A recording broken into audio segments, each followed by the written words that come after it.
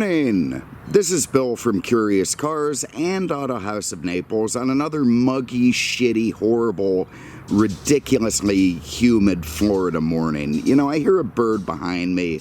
It may be gearing up for an attack, and I don't even care. I mean, the hell with it. I've just, this is like those women who wear mom jeans and drive minivans. They've just basically given up on life, and frankly, I'm in the same position. It's just not something that I can stand for too much longer, and I don't know how I'm going to address it. August is going to be worse, and someone was kind enough in the comments on that, what the hell was it, that Porsche 944 video to point out, you think July is the peak. No, August is going to be much worse. Yeah, well, thank you for pointing that out. That I've got another month that's possibly even more miserable than this one. So anyway, look, we're going to keep going. And just forget about all that for the moment. The Flask Giveaway, there were some questions about that in the comments as well. That is happening. I'm going through it. Look, I'm just one old, fat, tired, drunk guy. And, going through 1,000+ emails to get to the bottom of it. Thank God Penelope is loaning me one of her indentured servants for the weekend. So she's going to go through, finish it up. I'm going to draw from a hat. We're going to have the winners. And I'm almost certain that the winning flasks are going to be sent out next week. So bear with me. They're coming, I promise. The RV, there were a couple of questions about that. Look, I did the video on it. I parked it. I've been arguing with the guy who's going to put the flooring in it and do some of the other stuff to it. Hasn't happened yet, so it's still just sitting there. I moved into a new place, well, actually a place I used to live at, but we get into that some other time. And I'm clearing out an area to park it. Once I park it there, that's going to help me get shit together on it. And then all of that is going to start happening. But that's, weeks or maybe even months away. In the meantime, I have to keep plugging along around here. The Ask Me Anything thing is still going. I went through, I got a few of there are a bunch of questions for we're going to do that video on the Ask Me Anything. It'll have to be a separate video from the from the viewers' rides thing, but I'm looking forward to it. It's too late for the Flask thing, but if you want to do an Ask Me Anything thing, and you can, I don't care. I have nothing to hide. I have nothing to lose. The hell with it. If you want to ask me anything at all, send that to goatflask@gmail.com, and hopefully Penelope's slave will find a way to get that question to me. So anyway, and look, before I get into this car, I want to, I ragged on Peter's kid yesterday for not cutting the grass, and I found out that he is a really nuanced, evil young man, because now this morning when I come here, he's got Peter's Testerosa parked in the little carport, which just serves to remind me of, how few of my childhood dreams have been realized, and, how pathetic my life has become. So here's Peter's Testerosa. Obviously, the son is secretly grabbed it while I hope I'm screwing that up for him. I hope Peter doesn't know. And, with any luck, Norway with the motorcycles, Peter will see this video and realize his child is out ragging on his old Ferrari and cause some mayhem. But anyway, so there it is. Peter's kid is obviously trying to torture me a little bit by parking this thing here, and the hell with him. I was good to that kid. And he destroyed my golf cart, by the way, but we'll get into that another time.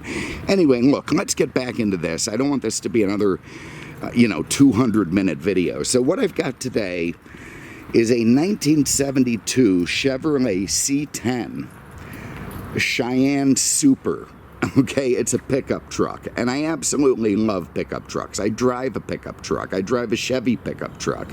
I have for a while now. I was never a pickup truck guy growing up, but then I got that first one, I don't know what the hell, 5 years ago, and I was like, oh my God, this is what I've been missing. And I ended up wanting to drive that every day, and not too long ago, maybe a year or so, I upgraded to a diesel because I have to tow stuff a lot, and it's just been the great. Every time I have to take another car home, I'm miserable. I want to be in my pickup truck. And I think a lot of Americans would agree with me on that.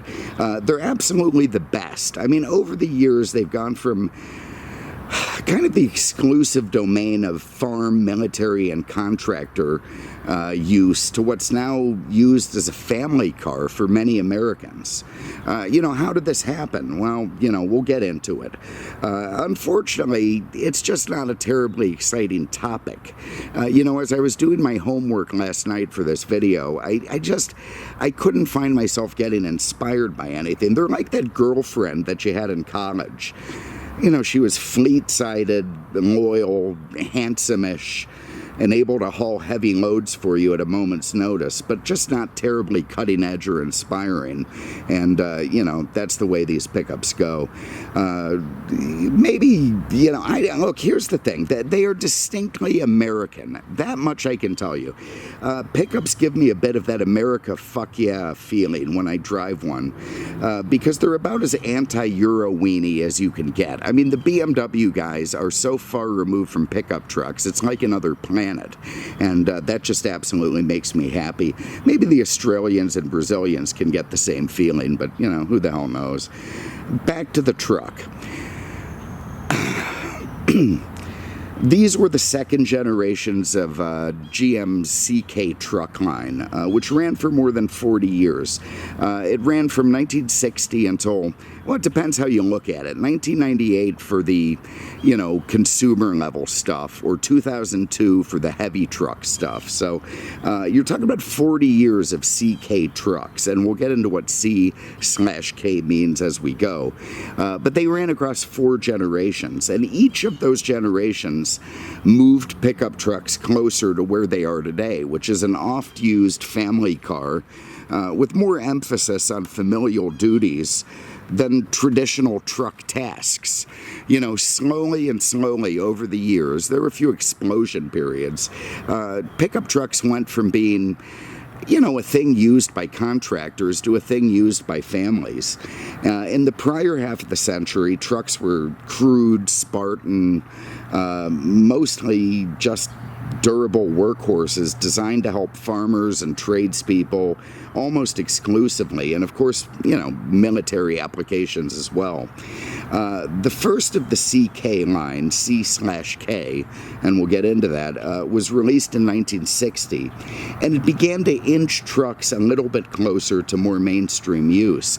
This is a second generation CK truck. They're known as the Action line, I love that, of pickups. Also a glamour truck, they were called because they, had rather handsome lines and nice interiors, and, people started to, I guess there were some old farmers at the time, look at that, that's like a Cadillac, it's not like a pickup truck at all. Yeah, I get that, and, compared to today, it's another leap forward. But anyway, it's got pleasing lines, a comfortable interior. It kept much of the running gear from the prior generation, the lowered ladder frame, which made for a lowered cab, easier entry, independent front suspension. On the C versions, the K versions, which are 4-wheel drive, they had leaf springs up front and a solid axle. But these cars, the C trucks, had an independent front suspension, and that, it made them pretty comfortable driving around on the, the daily driving, city duty or highway duty, and that was, a big reason that they sort of became more able to be used for mainstream use. In fact, their comfort on the highway led to a lot of them being used as campers. People would put camper backs on them, and the use for that inspired the big three to start building camper versions of their pickup trucks. So this truck was very, very important in the evolution of the pickup truck to being more than just something that was used by people who needed it as a workhorse. So Oh boy, but still, in this generation, there were only 2 doors. Never did a 4-door, Generation 2 CK truck. That came out the next gen and was another big leap towards making these things family cars. And the full-sized SUVs were also becoming a thing. The Suburban name had been around since the 1930s, started on some big, sort of tough station wagons and progressed to being truck-based, and was also, in this generation, based on the CK truck. And was growing. And then in 1968, the K5 Blazer came out, which sort of, again, was a harbinger of what was to come. It set the stage for the SUV craze that wouldn't really be fully realized for another 20 years or so, but it was growing.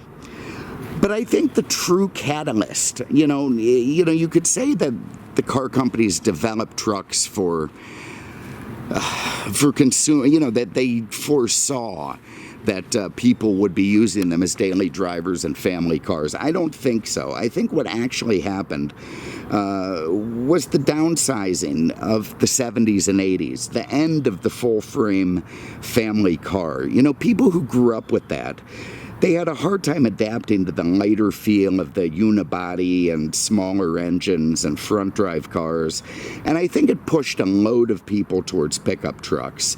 And when they went to pickup trucks, that created demand for more upscale trucks and more creature comforts and more car-like feel to them. And I think that led us to where we are today, where you find $60,000 Chevy Silverados and Dodge Rams with, mechanical features and interior and luxury that are more in line with a Bentley than what's the historical pickup truck. So, sure, trucks were getting more options, more comfort, a better drive all through the 60s and 70s and 80s. But I believe the somewhat forced downsizing of cars by government decree led to the kind of shift that you see today, where you have like small, aggressive blonde women, again, who drink wine from boxes, driving really erratically through traffic on their way to Costco to stock up on the wine in, full frame SUVs with 14-speaker Bose sound systems, glass power moonroofs, and stitched leather massage seats.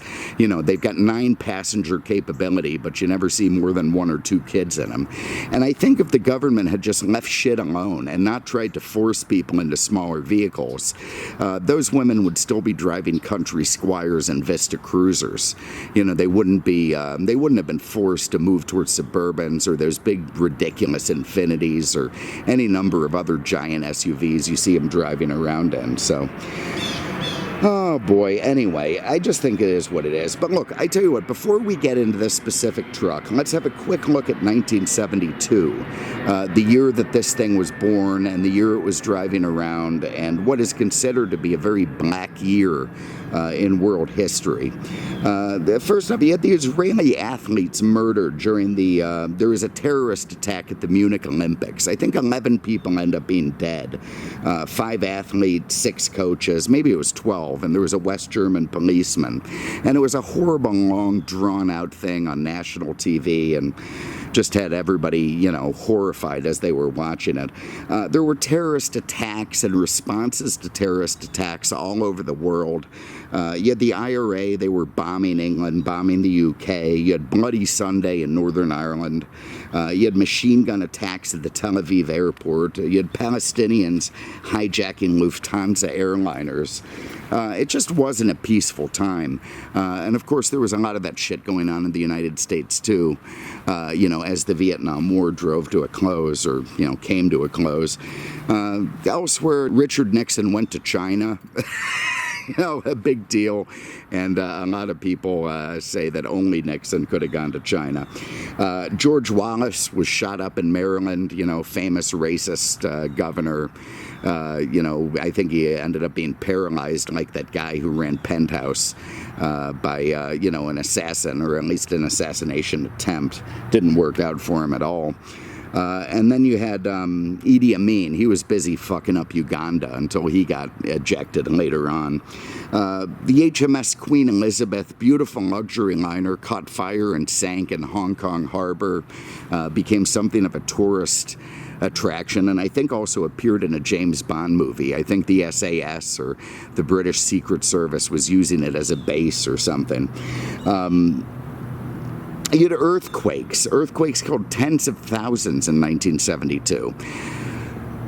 You know, again, there it is. And then you had this Uruguayan passenger flight that crashed in the mountains, and the survivors ended up cannibalizing the dead to stay alive. So, you know, nice stuff there. 1972. It was a hell of a year.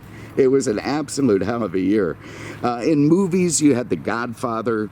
You had the Poseidon Adventure, which anything Ernest Borgnine is in, I just absolutely love.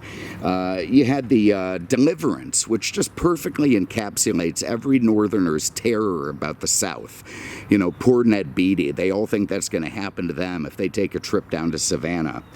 And what else? You had, well, that was the movies. On TV, you had the Brady Bunch.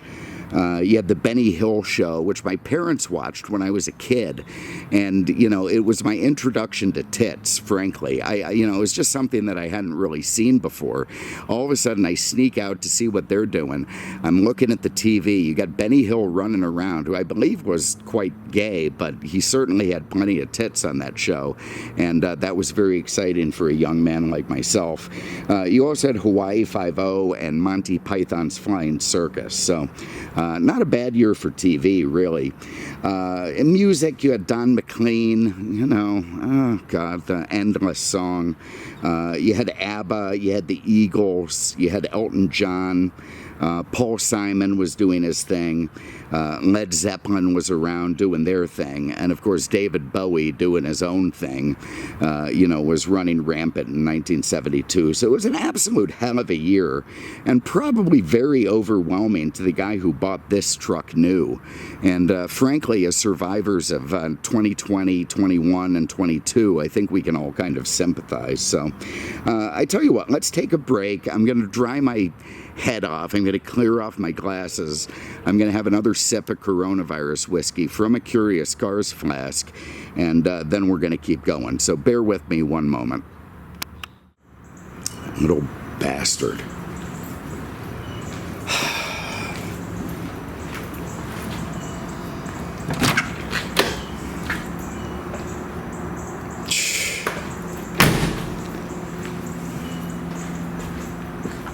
Hate him. All right, we're back. So look, let's just get into this particular truck, which again is available for sale at Autohaus of Naples. They were kind enough to provide it to me for this video, and we're going to jump on it. So look, here's the thing about this. One thing that's, speaking of Miami Vice and Testerosas back there, it seems interesting to me that these trucks, the second gen CK, came in Miami Vice colors. I mean, this thing looks like Don Johnson's undershirt to me. You know, it's got this sort of aqua green color with the white roof. Does not have the two-tone side, which I like, because the white roof is frankly enough. And I have to say, you know, all shit talk aside, this is one of the cleanest and nicest C10s that I've seen in a really long time. I'm always at these collector car auctions trying to make terrible mistakes, buying cars that nobody wants. You know, a bunch of C10s go through. Occasionally I check them out because Penelope has a fetish for them and wants to buy them. And I've checked out a lot of them. Very few come even within 100 yards of the condition of this truck, and it's pretty friggin' special. Apparently it was owned by one family all through the years. It moved from, you know, like grandfather to son at some point, so it shows more on the title. But it was basically a one family owned truck. The cosmetic condition is beyond description. I mean, the paint quality is exceptional. It's straight, it's awesome, it's very well kept. You know, I've gotten a lot of attention while driving it, which I don't like. I was getting gas yesterday, and some guy, oh, that's a beautiful truck, you know, how much you asking for it? And I said, man, I don't have a clue. I just borrowed it because I need to move a sofa. You know, it's a friend of mine's. It's the kind of truck that gets attention when you're driving around. And I imagine if you took it to a Cars and Coffee, you'd probably do pretty well with it. So anyway, long story short, very, very impressive truck. The exterior styling, again, these were called the Glamour pickup trucks because, frankly, they look nice. I mean, they just have very nice, clean design. And that's why they're so collectible today. This is a late one. This is a 72. They came out, I don't know, 67, 66 or something. So they had time to sort of develop it. It's got that later egg crate grille, which looks terrific. Love the trim rings around the headlights, the chrome bumpers. They don't have that 5-mile-an-hour bumper look because it wasn't in yet, so they just look great. Has some kind of fancy-looking, wide-spaced 5-lug wheel covers, which again look nice. You see all the trim down the side. You've got an impact strip up at the top. You've got one with wood inserts down the side at the bottom. And you can just tell that this was an era when pickup trucks were starting to become a little bit more luxurious and mainstream. You also have dual mirrors in white matching the cab of the truck, which looks nice. It's a Cheyenne Super as badged. It's C10. You get into C20s. They're a little bit more heavy duty. Not as desirable in the collector car market, but not bad either. I think they're overlooked. But this is a Cheyenne Super, which was the ultimate incarnation of this second-gen CK pickup truck. It had the most luxury to it, if you will, and was the most like a car. Also has a couple of pony tanks on, and I screwed this up yesterday. I ended up putting fuel in this. It's got tanks like this on both sides. I'll get into it as we go. But apparently nobody's used those in years, so who the hell knows. This one is also a long bed. It's got I want to say it's like the 8-foot bed. There was a 6, I don't hold me to this. But basically there were 3 or 4 beds you could get on these things. There was the short bed, obviously, fleet side. There was the long bed, also fleet side. Then there was a step side, which has like fenders and an inner moved bed. And then a long inner moved bed, which was kind of a camper special. By 72, it got these side marker lights. You can see them up at the front, underneath that, that's a good word, over the top of that 350 emblem. Love the white walls. Love the little chrome polished strip. I think that's actually stainless around the top of the bed. This has a penduliner underneath, and if we get into this, oh God, everything's hard one-handed. You could get wood beds in these things, or you could get steel beds. This one obviously has the steel bed, which appears to be in fantastic original. Oh my God, is that heavy. And of course, modern pickup trucks now have assisted tailgates, which frankly, I think honestly, if you're a man and you're at Costco or Home Depot and you're putting shit in the back of your truck and you press a button to get your tailgate back up, that makes you a bit of a pussy, at least in my mind. You can see it has a nice receiver hitch at the back. I like the exhaust escaping to the left. Let's see if it has another one to the right. It does. So we've got dual exhaust on this thing, which is pretty cool. I love the trim around the taillights. I love the wood in the back with the Chevrolet logo. I just think it's an incredibly handsome pickup truck. And I'm far from alone in that because these are becoming excruciatingly expensive and collectible. This one has a, I'm not sure if this is original or not, but if it's not, it doesn't matter because it's a nice add-on. In the beginning, these trucks had sort of small back windows. That continued on in the heavy-duty truck department. This frame, this truck was the basis for some medium and heavy-duty trucks. They kept the small back window, while the smaller trucks, the 1500s and even the 3/4 tons ended up getting a bigger back window, which was of course much nicer.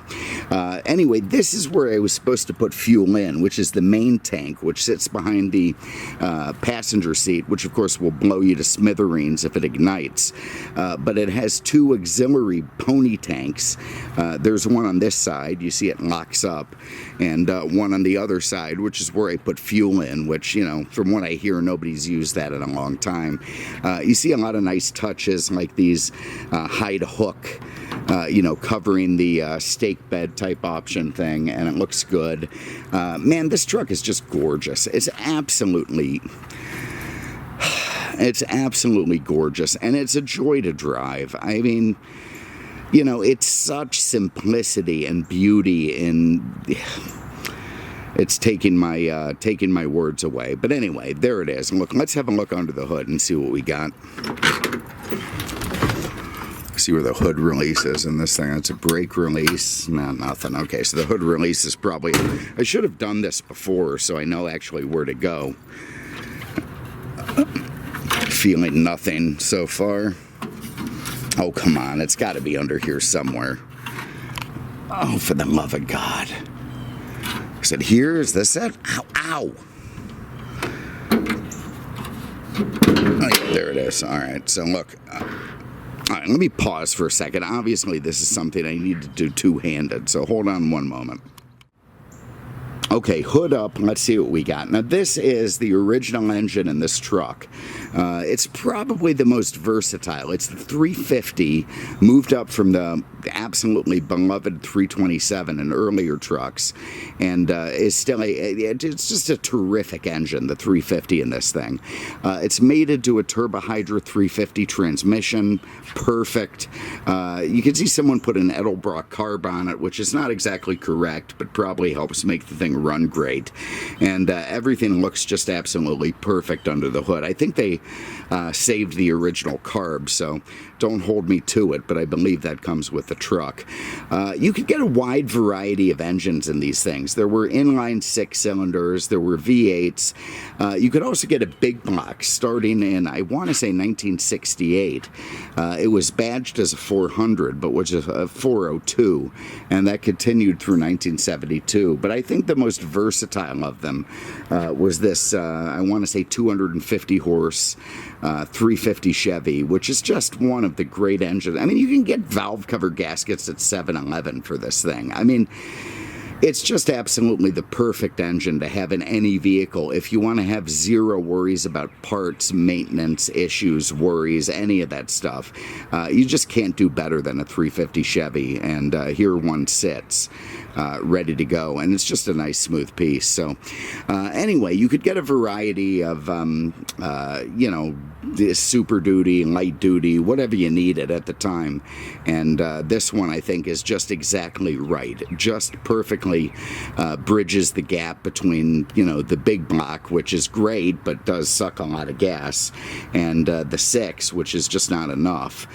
This gives you what you need. So there it is, under the hood, everything looking good, and there it is. I tell you what, I'm gonna pause there for a minute. We're gonna get my crap inside the truck, then we're gonna hop in, have a look at the interior, and go for a spin. So bear with me one moment. All right, let's have a look inside. So I've got my crap there in the back. Hopefully it doesn't fly out on the highway, but we'll see.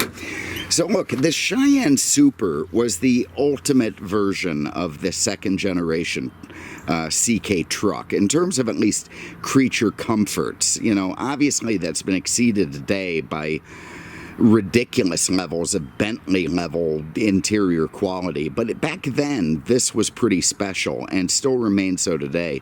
You can see it has these plastic molded door panels. They were new for 71, 72. You've got the wood grain here, all original, little bit of patina, just absolutely gorgeous, surrounded by that sort of Miami Vice blue, which I think just looks terrific, and a very vintage speaker grill on the back.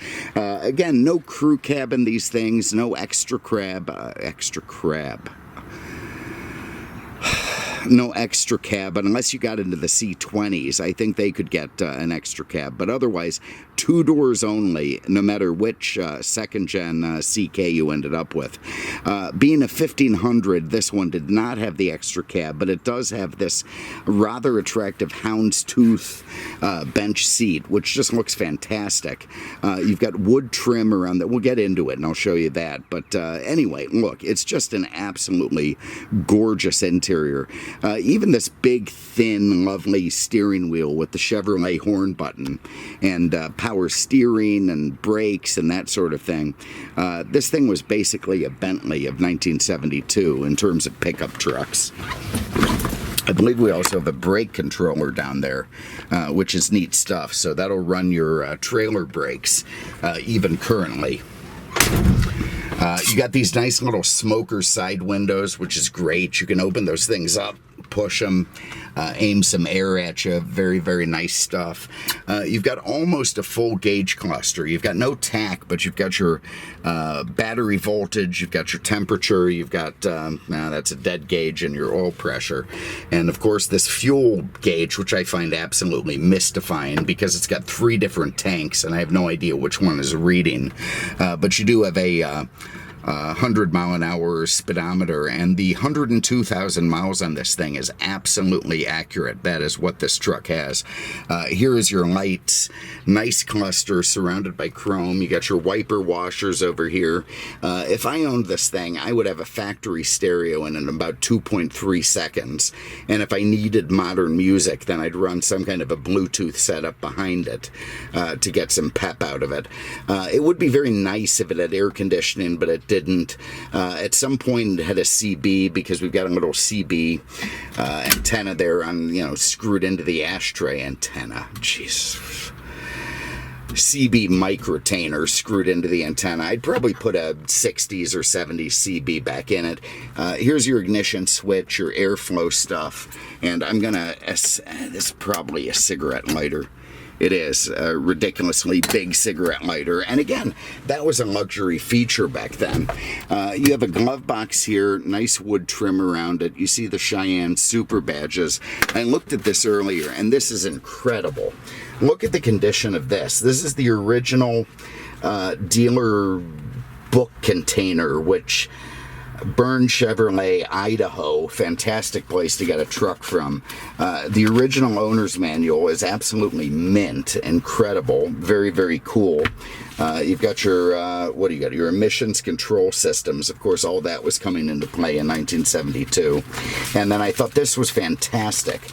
They found the original build sheet, probably buried in this houndstooth bench seat, which gives you all the original options and equipment that was on this truck. And I just think, again, man, I've seen a lot of these things. Very few are at this level of preservation and quality, and very impressive to see. I'm telling you, if you have an interest in one of these things, there's a lot of junk out there, tons of junk. You know that I'm more of a review channel than a sales channel, but let me tell you this, if you want one of these things, call on this truck. You're going to be very happy with it. Here's the engine starting procedure. Some of the snowflakes could use that so they can understand a carburetor, and a sun visor still working as it should. No cocaine mirrors in this one, but again, nice big sun visors. Very cool little factory headliner with, pleated white vinyl, and the blue cab. I just absolutely love it. Big, thin steering wheel. Nice that this thing has power steering, very easy to drive. And it just gives you a joyous feeling going down the road. It really does. It feels terrific. Let's fire it up and go for a spin. And it has wall-to-wall carpeting. Didn't have to back then. That 350 fires right to life. And if it didn't, if it starts running bad, if it starts getting shitty, well, you can rebuild it for like $12. So what a great engine to have in one of these things. You got a nice little rear view mirror there. I'm going to give myself some air coming out the back with this. Let's see if we can get that open. Yeah, now I've got my rear bed access open. I'm not going to bother with the smoker's window on the passenger side. And we've got a, there are a variety of transmissions you could get with this thing. There were, 2-speed automatics, 3-speed automatics, turbo hydro 350s, power glides, 3 on the trees, 4 on the floors, a whole endless setup of mechanicals you could have. But to me, this one is perfect. 350 Chevy, turbo hydro 350 with a column shift. I mean, if you want a cruiser, you just can't do better than this. So Let's go for a spin. And thank God for power steering. I have a 65 Ford, which I eventually, we had the thing for like 2 years and it's starting to come together. I'll do a video on it soon. But it does not have power steering. It's an F200. It's, the sort of heavy duty one with a wood flatbed. And you have to be Arnold Schwarzenegger to move it around a corner at slow speeds. I think it almost has a nice little camlope to it. Let's move through Peter's slow gates and we'll see how Dalton did on the windshield. My guess is shitty.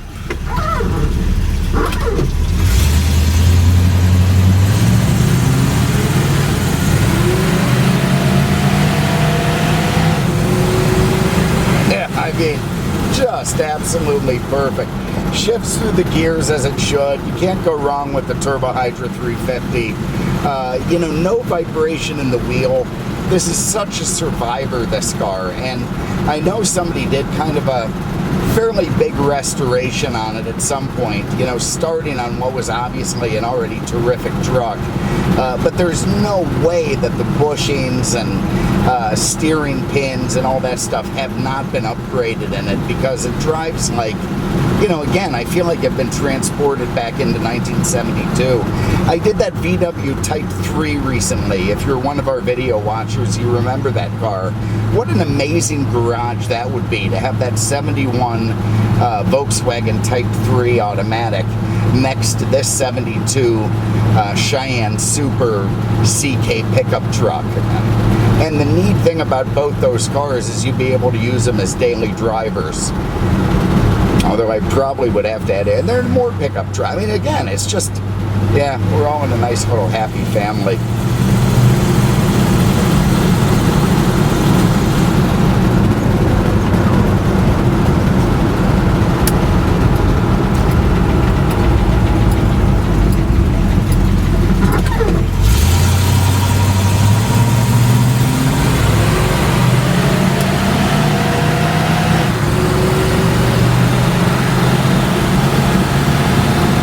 Another nice thing about these as collectible trucks is, even though they're very vintage, they're easy to drive. They keep up with modern traffic. They've got plenty of pep. They're good on the highway. They're good on the city streets. You can see we're getting warnings from the, they don't want us going that fast. But they're just great, fun trucks to drive. And again, you get a lot of attention in them, which is nice for some, but not really nice for me. Just not something I want.